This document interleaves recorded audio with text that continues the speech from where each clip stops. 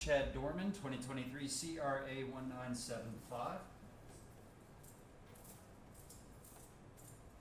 This matter is before the court today for purposes of bond hearing. Mr. Kelm, you are here on behalf of Mr. Dorman.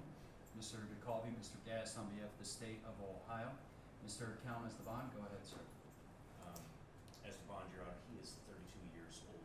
He lives in Richmond, married, is employed. He indicates that his relatives, Gloria Dorman, Todd Frost, and T. Dorman, may act as co-signers for him.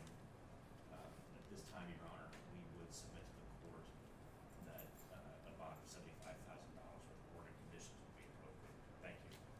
Thank you, Mr. DeCalvi. Judge Mark Jacoby, Claremont County Prosecutor on behalf of the state. At this point, I'm going to let Mr. Gast handle the bond for on our behalf. Thank you. Morning, Judge. Good morning. Judge, we've got law enforcement with us here today. Our office has been involved. Lots of people in our office have been involved with law enforcement throughout yesterday, afternoon, evening, all the way through this morning. And the facts I have for you at this point are as follows.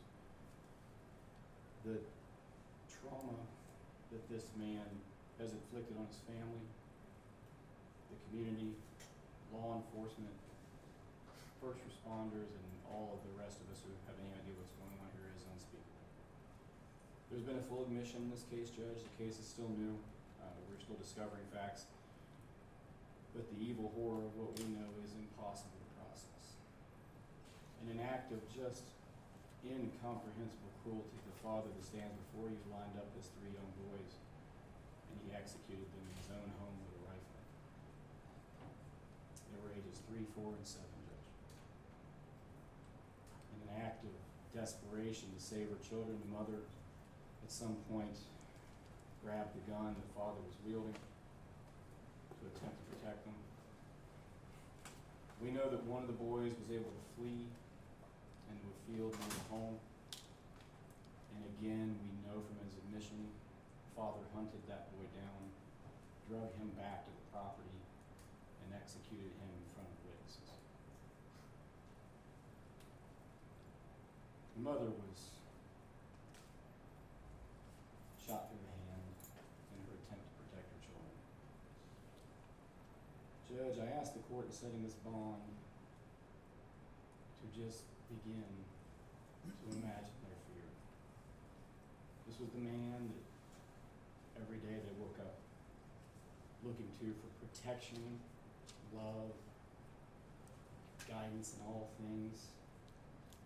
The man they trust more than any other person on earth. The person they rely upon to keep them safe from harm. He was their world. He was their guardian. And he executed them in cold blood. We know that from his admission. By that same admission, Judge, he has committed one of the most monstrous, craven, cowardly acts that will ever be our misfortune to see.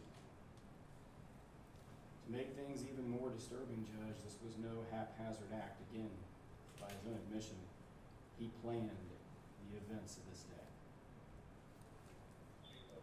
This did not happen on a whim. He's confessed to what I believe is the worst crime, at least I hope, that I'll see in my lifetime. I hope it's the worst fact pattern that ever comes before this court. Judge, it's important for the court to know in the bond we're going to request today, for the court to understand Claremont County deputies, Monroe Township Fire and EMS, and other first responders bravely respond to the scene where they don't know what's going on. They did not know what they're facing, and they come into a scene that no one can ever be prepared for. No law enforcement training, no training of any kind prepares you for this. It's easy to forget that these are men and women with families, children, feelings, emotions. They're not some automaton performing a delegated function. They're people. They were required to give CPR to gunshot children. 3, 4, and 7-year-old children. They held these boys in their arms, knowing there was nothing they could do to save them. How long do those scars last? The day you wake up from that and you're healed. How do you unsee such an abomination? The bond factors this court needs to consider today are set forth in Criminal Rule 46, nature and circumstance of the crime charged, and specifically whether the defendant used or had access to a weapon, including the seriousness of the offense. It's the most serious offense that we have on the books, Judge. This is it. You can't commit a more serious offense. So the nature of the crime charged is the worst crime that can be charged. Did he have access to a weapon? Yes, obviously he did. The weight of the evidence against the defendant at this point, Judge, we stand here with a full admission of the defendant. That also goes to the confirmation of the defendant's identity, and witnesses on scene did see at least part of what happened. Next, the court is to consider the likelihood this person would return to court if a bond were issued. Again, this is the most heinous crime with the most severe penalty under the law that we presented to the grand jury. That alone would be a major factor in discouraging a person from availing himself to this court or any other. And the thought to flee and the likelihood of flight is great in the state's opinion. The danger he poses to the community is a factor that this court can consider, and I think with the facts in front of you, Judge, we can't name a person that poses a greater threat to the community.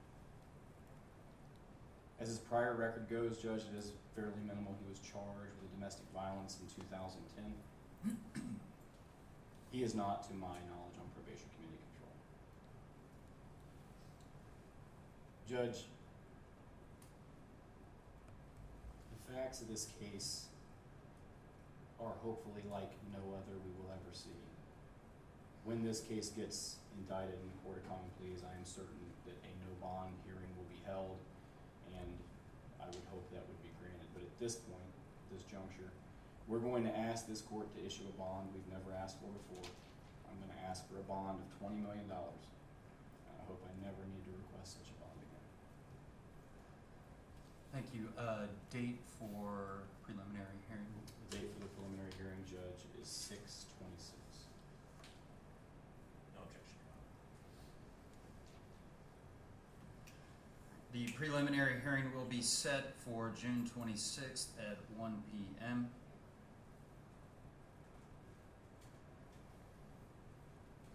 At this point in time, bond's going to be set in the amount of $20 million cash or surety. Anything else at this time, Mr. Gast? No, Judge. Mr. Cal? Mr. Cal, anything further?